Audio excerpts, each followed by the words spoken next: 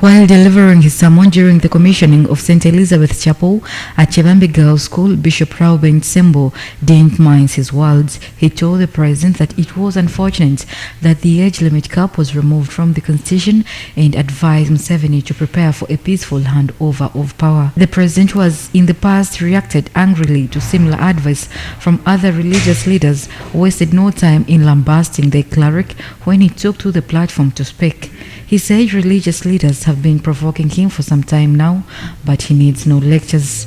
The Archbishop of the Church of Uganda is now dismissing talk over deep rift, with the president insisting that church leaders will continue speaking using their prophetic voice as mandated by God.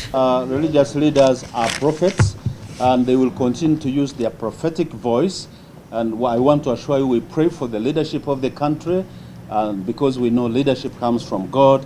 And we shall always exercise our prophetic ministry to do what the Lord wants us to do. So we pray for our leaders, we pray for our president, and we, as he mentioned in the photo, we are going to have time together and we shall talk in that mode. So he has invited us and we are going to talk.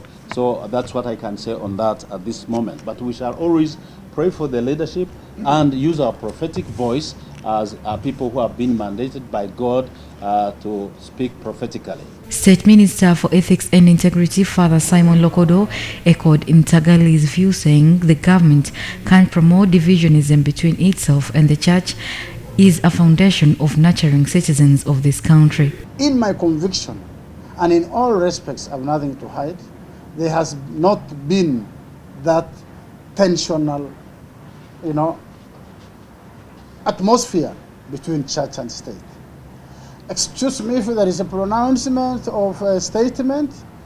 What I know is, it's always done and said in good faith, right, for the good of society. And normally, when it is done, if it has been somehow misdirected, then it is refixed. But never do we host and, promote a situation of dichotomy between church and state. No. These are complementary entities that enrich and nurture the citizenry of this country.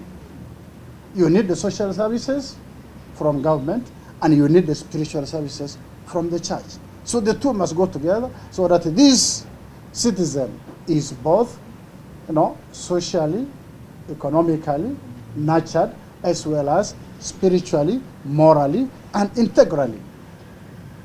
All together?